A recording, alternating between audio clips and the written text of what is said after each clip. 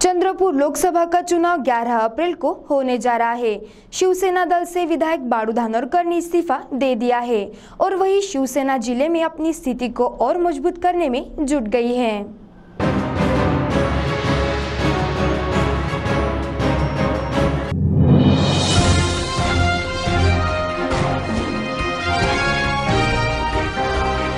चंद्रपुर लोकसभा का चुनाव 11 अप्रैल को होने जा रहा है और अब सभी की निगाहें इस चुनाव की ओर लगी हुई है, क्योंकि इस लोकसभा क्षेत्र में बड़ी तेजी से घटनाक्रम बदल रहे हैं। समाचार लिखे जाने तक मात्र अब 2 दिन बचे हैं नामांकन दाखिल करने के लिए, मगर अभी भी एक पक्ष जिसमें रस्साकसी के साथ अपने वर्चस्व को लेकर संघर्ष जारी है, वो है कांग्रेस पार्टी। विशेषतः इससे पहले हम आपको विस्तार पूर्वक जिले की कांग्रेस की गुटबाजी के संबंध में, जिससे हर कोई अवगत है, हम बता चुके हैं। मगर अब हम चल रहे हैं दूसरे पहलू की ओर। शिवसेना के विधायक बाळू धानोरकर ने शिवसेना के जिला संपर्क प्रमुख तथा विधायक पद से अपना इस्तीफा देकर उन्होंने स्पष्ट निर्देश दिया है कि वे हर हाल में लोकसभा का चुनाव लड़ेंगे, चाहे उन्हें कांग्रेस पार्टी से उम्मीदवारी मिले या ना मिले,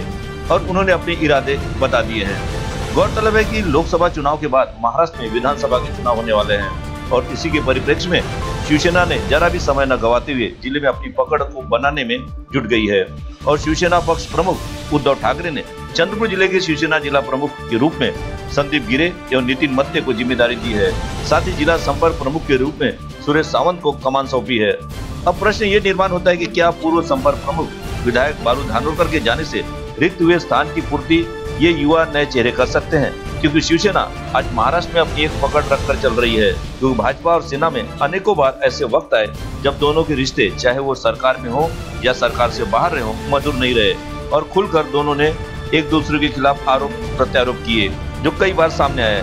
विपक्ष को चुनाव में कड़ी टक्कर देने हेतु तथा वोटों का ध्रुवीकरण न हो, उनका आपसी में चुनावी गठबंधन चुनाव के समय हुआ या चुनाव के बाद सरकार बनाने के बाद हुआ, और अभी लोकसभा चुनाव के बाद में विधानसभा चुनाव होने बाकी है। इसी की तर्ज पर शिवसेना जिले में अपना जनाधार बढ़ाने में जुट गई है, क्योंकि लोकसभा की सीट भाजपा के हिस्से में, मगर विधानसभा का दृश्य कुछ और हो सकता है। क्योंकि अभी पिछले विधानसभा चुनाव में भाजपा के वर्तमान विधायक के खिलाफ शिवसेना ने अपना प्रत्याशी खड़ा किया था और बाद में भाजपा शिवसेना ने युति कर राज्य में सरकार बनाई।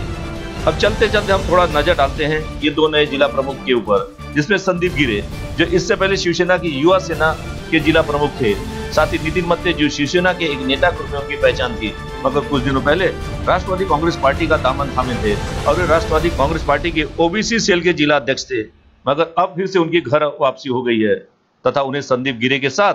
दूसरे जिला प्रमुख की जिम्मेदारी सौंपी गई है। इस प्रकार से ये दोनों भी अनुभवी राजनीतिज्ञ हैं, मगर अंत में वही सवाल कि जिस प्रकार से बाळू धानोरकर ने शिवसेना का जनाधार जिले में बढ़ाया था, क्या शिवसेना उसको कायम रख पाती है? लोकसभा चुनाव के लिए CTV की विशेष प्रस्तुति।